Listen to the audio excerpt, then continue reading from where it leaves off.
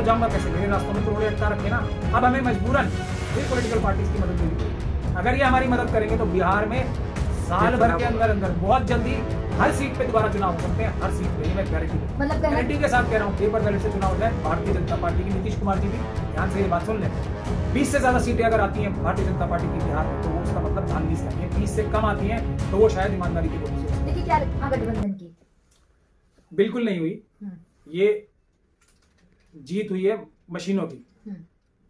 और हाँ, ये बात सही है, आरजेडी हो, कांग्रेस हो, ये जितनी भी पॉलिटिकल बड़ी बड़ी पार्टीज हैं, उसके अंदर आरएसएस ने जो अपने स्लीपर सेल छोड़ रखे हैं, संजय जी आरजेडी में हैं, जयराम रमेश, पवन खेड़ा, वेणुगोपाल, इस तरह के लोग, और पूरा ईगल जो ग्रुप बना हुआ है, और भी बहुत सारे लोग हैं वो कांग्रेस में हैं। ये सब लोगों ने कांग्रेस की और दूसरे विपक्ष के जितने बड़े बड़े लीडर्स हैं, उनको असली मुद्दे से भटका के बाकी सब चीजों में डाल के, जो मोदी जी का एक ही नारा है मोदी जी का, कि अपने सारे स्लीपर सेल्स को भी और पूरे देश में उनको एक ही चीज से परेशानी है सिर्फ, वो है पेपर बैलेट से चुनाव नहीं होने चाहिए, मशीनों से चुनाव होने चाहिए। अगर जो मशीनों के खिलाफ बोलेगा वही मोदी जी का सबसे बड़ा दुश्मन है। बाकी उनको आप कितनी गाली दे दो, अडानी जी का बता दो, उनको मित्र बता दो, चाइना का बता दो, पाकिस्तान का मित्र बता दो, सब देश को बेचने के इल्जाम लगा दो उनके ऊपर, कपड़ों के ऊपर लगा दो इल्जाम, उनके जहाज के ऊपर लगा दो, पोर्ट बेचना, कुछ कर लो आप, उनको बेरोजगारी बढ़ाने का जिम्मेदार बना, उनसे कुछ फर्क नहीं पड़ रहा। सिर्फ मशीनों से चुनाव रुक जाएं, ये ना करो बस। लेकिन क्या तो लगता है अब ये सारे स्लीपर सेल्स ने मिलके मशीनों के मुद्दे को भटकाया, ये वोट चोरी के मुद्दे पे, वो सबसे बड़ी गलत डायरेक्शन में चीजें बढ़ी थी।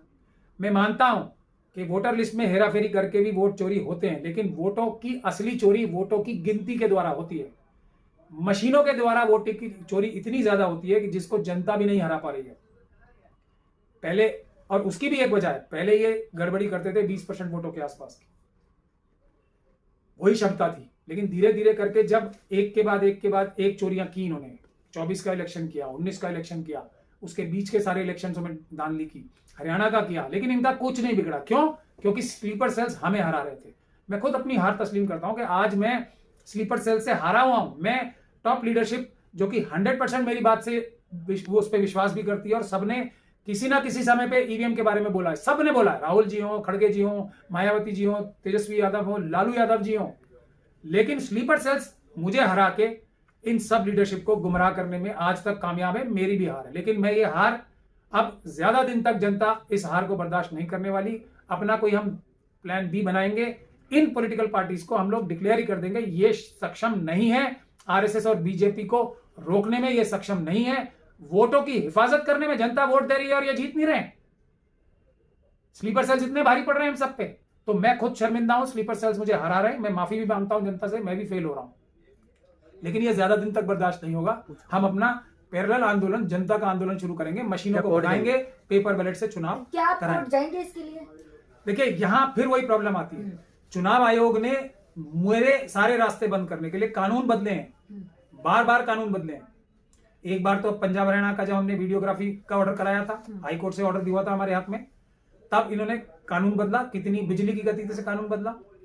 फिर हमने तो अलग दूसरे दिल्ली हाईकोर्ट में भी लगा रखी थी। इन्होंने एक बार फिर चोरी छुपी से कानून बदला मई 2025 में। इन्हें फिर भी डर लग रहा था कि कहीं महमूद प्राचा अब भी वीडियोग्राफी लेने में कामयाब ना हो जाए दिल्ली हाईकोर्ट से भी। तो इन्होंने क्या किया, दिल्ली हाईकोर्ट में एक बहुत बड़े सीनियर वकील हैं, वो बहुत बड़ी फीस भी लेते हैं, उनको पेश करके बताया कोर्ट को कि हमने सबूत जला दिए हैं, हमने वीडियोग्राफी सीसीटीवी फुटेज जला दी है। यानी कि चोर आके इलेक्शन कमीशन के जो वोटों की चोरी खुद करा रहे हैं, इलेक्शन कमीशन के भ्रष्ट अधिकारी, वो आके बता रहे हैं कि हमने जो चोरी की थी उसके सबूत नष्ट कर दिए हैं। ये कभी होता है? लेकिन इससे हम हार नहीं जाएंगे, हम फिर भी इनसे वो वीडियोग्राफी लेंगे, हमारे पास उसके रास्ते हैं। लेकिन बुनियादी बात घूम फिर के कहां आती है, बिहार के लिए मैं चुनाव जाऊंगा तो जाऊंगा कैसे, मेरे रास्तों में तो रोड़े अटका रखे ना। अब हमें मजबूरन फिर पॉलिटिकल पार्टीज की मदद लेनी पड़ेगी। अगर ये हमारी मदद करेंगे तो बिहार में साल भर के अंदर अंदर बहुत जल्दी हर सीट पे दोबारा चुनाव हो सकते हैं, हर सीट पे, ये मैं गारंटी देता हूं। मतलब कहना चाहते हैं कि बिहार में दोबारा चुनाव हो? बिल्कुल होने चाहिए, पेपर बैलेट से चुनाव होने चाहिए, या मशीनों में जो हेरा फेरी है वो हम कम से कम करने के जो तरीके हमारे पास वो तो इस्तेमाल करें।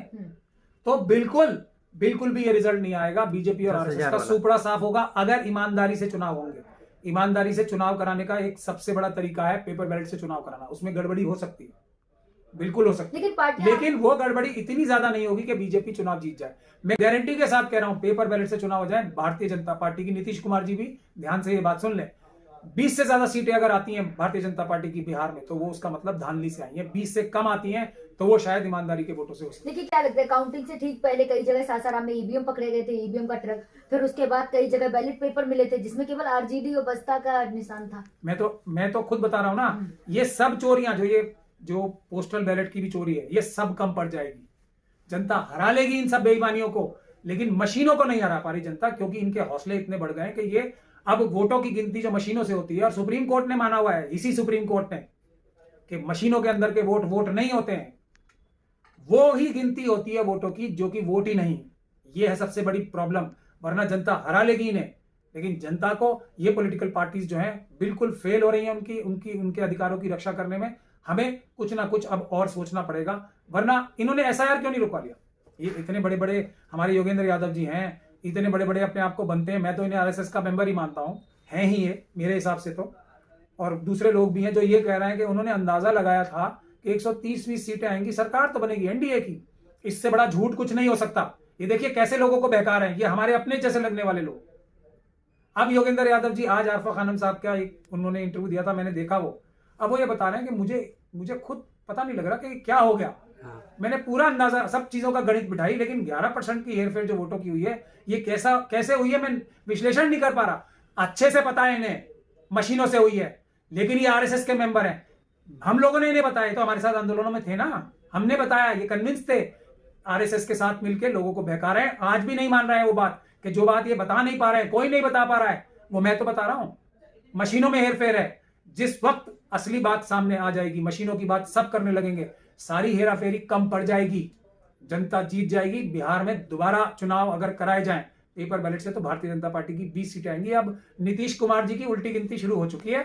किसी भी दिन उनको हटा दिया जाएगा, उनकी पार्टी को हाईजैक कर लिया जाएगा, उनके मेंबर ऑफ पार्लियामेंट को हाईजैक कर लिया जाएगा, और नीतीश कुमार जी के लिए कोई ना कोई बढ़िया जेल तलाश ली होगी मोदी जी और अमित शाह जी ने, मुझे ये पता है।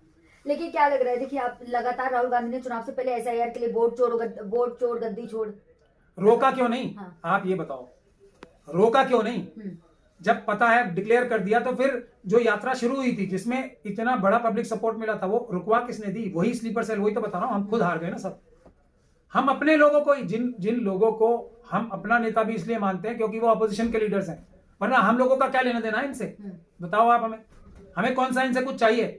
हमारी राष्ट्र के प्रति, संविधान के प्रति जिम्मेदारी है, क्योंकि ये अपोजिशन के लीडर्स हैं, और जो सत्ता में लोग बैठे हैं वो देश को लूट रहे हैं, संविधान को खत्म कर रहे हैं। इनको अपना लीडर मानना हमारी मजबूरी है। हम इन्हें अपना लीडर मान रहे हैं और ये हमारी बात ही नहीं सुन रहे, और अपने आप ऐसे लोगों की बात सुन रहे हैं जो आरएसएस के लोग हैं, जो इन्हें गुमराह कर रहे हैं। इतने करोड़ों रुपए खर्च करके ये ईगल ग्रुप ने जो रिसर्च कराई है, उसको 1 मिनट में उन्होंने उड़ा दिया ना, कह के कि ये तो हो सकता है कांग्रेस ने ही गड़बड़ी की हो, इसीलिए कांग्रेस चुनाव जीती हो। हमारे सबूत क्या है वो देखिए आप, हमारे सबूत सटीक हैं। और ये राहुल जी को खास तौर पे मिसगाइड किया गया कि ये ऐसा पता नहीं एटम बम है, हाइड्रोजन बम है, जिसका कोई तोड़ ही नहीं है, और तोड़ तो 1 मिनट में बता दिया कि ये गड़बड़ी बीजेपी के लोगों ने की है। इसका क्या सबूत है? उसका कोई सबूत नहीं हो सकता। ये बहस शुरू हो सकती है, बहस से काम नहीं होगा। जनता रिजल्ट चाहती है, फैसला होगा आंखों देखी। जो हम वीडियो दिखा रहे हैं और मांग रहे हैं, उससे फैसला होगा कि ये झूठे हैं और हम सच्चे हैं। उसका कोई तोड़ नहीं है। उसके लिए कानून बदले जाते हैं, उसके लिए कोर्ट में आके खुद बताया जाता है कि हमने क्या, राहुल जी के लिए चुनाव आयोग ने ये बोला कि, या मोदी जी ने, अमित शाह जी ने, हाँ हमने वोटर लिस्ट में धांधली कराई है, हमने वोटर लिस्ट में सबूत मिटाए हैं, बोला? हमने बुलवाया कोर्ट में, बीजेपी और आरएसएस के सीनियर एडवोकेट आए इलेक्शन कमीशन की तरफ से, उन्होंने बोला कि हाँ हमने सबूत जला दिए। और ये होता है इकबाल जुर्म, ये होता है कन्फेशन। ये करा सकते हैं क्या इनके स्लीपर सेल्स? लेकिन बिहार में महागठबंधन को ज्यादा वोट मिले, आरजेडी को ज्यादा वोट मिले, लेकिन आरजेडी की फिर भी 29 सीट। फिर आप वोट ज्यादा लेते रहिए। हाँ। लेकिन बीजेपी को वोट कम मिले, फिर भी सीटें ज्यादा है। वोट बीजेपी को, मैं आपको बता रहा हूँ, 20 से ज्यादा जितनी भी सीटें आई हैं, हाँ। वो सब फर्जीवाड़े से आई हैं।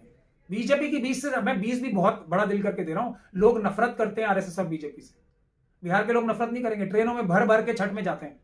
क्या नौकरियां मिल रही हैं? क्या उनका रोजगार हो रहा है? क्या उनको कोई अपना लालन पालन करने का कोई सिस्टम है? कौन आदमी अपना घर छोड़ के जाना चाहेगा? मातृभूमि से प्यार छठ के टाइम नजर आता है ना, किस तरीके से ट्रेनों में कहां कितनी परेशानियां झेल के जाते हैं, क्योंकि वहीं रहना चाहते हैं। वहां जब उनको भूखे रहने की नौबत आ रही है, जब भी मजबूरी में जाते हैं, इतने टैलेंटेड लोग हैं, बाहर क्यों जाएंगे? वो लोग मोदी जी को वोट देंगे। 10,000 रुपए वाली ट्रिक काम आ गई ना, कोई ट्रिक काम नहीं आई। देखिए मैं आपको फिर बता मीडिया रहा में ही चल हूं, रहा है। ना लाल किले की ट्रिक काम आएगी, ना मीडिया कोई में यही ट्रिक, चल रहा है कि कोई 10,000 ट्रिक काम नहीं आ सकती। बहुत लोग ये बोल रहे हैं कि लाल किला हो गया, हाँ। इसलिए शायद सिंपैथी में वोट मिल गए बीजेपी को। सब झूठ है, सब फ्रॉड है। कुछ सिंपैथी में, पब्लिक सिंपैथी में वोट देगी। 10 बार हो चुके हैं चुनाव ऐसे।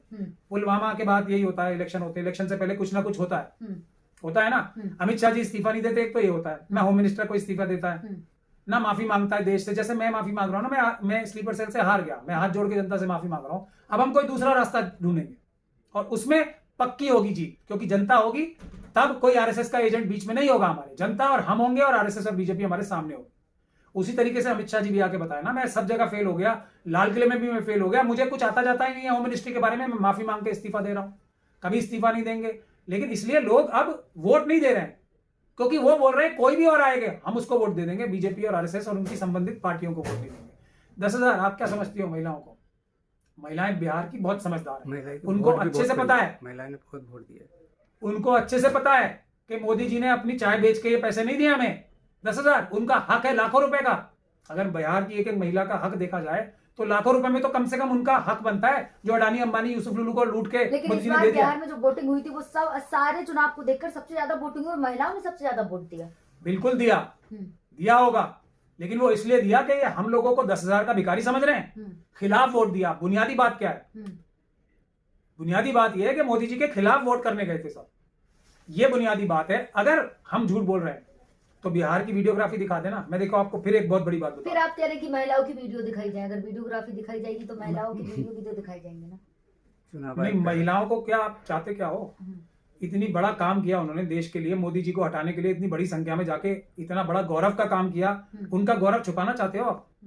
क्या चोरी करना होता है? वोट देना कोई चोरी होती है? कोई अपराध है? वोट देना तो फख्र की बात है, ये तो उसकी बात है, गर्व की बात है। कहा था ना कि हम महिलाओं की वीडियो सार्वजनिक नहीं कर सकते। अरे आरएसएस के एक वर्कर की बात आप करोगे तो उसको चुनाव आरएसएस के वर्कर ही तो है ना, वो इंडिपेंडेंट है सर, इंडिपेंडेंट है। हाँ।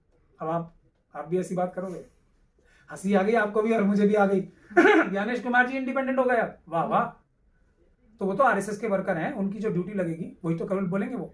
मगर महिलाओं को तो हम आगे रखना चाहते हैं ना वोट देने में, सबसे देश का नेतृत्व तो महिलाओं के हवाले करना चाहते हैं। इसमें कौन सी छुपाने की बात है भाई? गर्व से और एकदम सबसे आगे रह के सबसे ज्यादा वोट दिए महिलाओं ने, क्यों छुपाएंगी वो? ज्ञानेश कुमार जी वोटों की चोरी कर रहे हैं, वो छुपाएंगे। ज्ञानेश कुमार जी अपने वकीलों को जाके बोल रहे हैं कि हम सबूत मिटाते हैं। लेकिन क्या लग रहा है, ये हटाने से पहले बीजेपी के नेता खुद सोच में थे कि जीतेंगे या हारेंगे? कोई सोच में नहीं था। हाँ। सबको पता था, जो अमित शाह जी, मोदी जी और ज्ञानेश कुमार जी के क्लोज लोग थे उनको सबको पता था, सब रिलैक्स। वो अपने अमित शाह जी की स्पीचेस नहीं देखी क्या? वो कुछ बोलते भी हैं ना, उनको समझ में आता है ना पब्लिक को कुछ समझ में आता है, बोल के चले जाते हैं। तो जीतने की बात है ये। तो कितने पैसे खर्च करके, कितनी बड़े बड़े स्टेज लगा के, कितने पैसे खर्च करके लोग लाने की चेष्टाएं की गई। आए लोग, मैथिली ठाकुर कहे तो रही, चाहे कैसे भी जीता जाए, जीत तो जीत होती है। बिल्कुल, चोरी डकैती लूट करके जीता जाए, जीत तो जीत होती है ना। यही तो आरएसएस और बीजेपी का मूल मंत्र है। लेकिन हम देश लुटने नहीं देंगे। हम अम्बेडकर, हम ईमान वाले अम्बेडकरवादी हैं। हम इन सभी चोरों को, हर प्रकार के चोरों को जेल भिजवाएंगे, ये हमारा वादा है। अभी आखिरी मौका है पॉलिटिकल पार्टीज को जो हम दे रहे हैं, या तो इस बिहार के इलेक्शन को दोबारा कराने में हमारी मदद करो अगर तुम सच्चे हो। अगर तुम अब आज तो कम से कम आरजेडी के लोग, तेजस्वी यादव साहब अपने स्लीपर सेल्स के चुंगल से बाहर आ जाएं, कांग्रेस अपने स्लीपर सेल्स के चुंगल से बाहर आ जाए। अब तो सब खत्म कर दिया ना बिहार में। ये हारी हुई बाजी हम जीत के दिखाएंगे। अब तो हमारी बात मान लो। अगर नहीं मानते तो ये तय है कि ये लोग इस लायक ही नहीं है कि देश की जनता के वोटों की रक्षा कर पाए। मतलब आप तेजस्वी यादव से कह रहे कि आके आपसे मिले, मेरे से ना मिले, मैं आ जाऊंगा। हाँ। मेरी नजर में तो मुझे पता है ना, जनता ने उन्हें वोट दिए, सीएम वही है। मेरी नजर में तो मुझे पता है ना, उन्हीं को तो नहीं पता। वो सिर्फ गिनवाने में तो कामयाब नहीं हुए, सीएम वही है।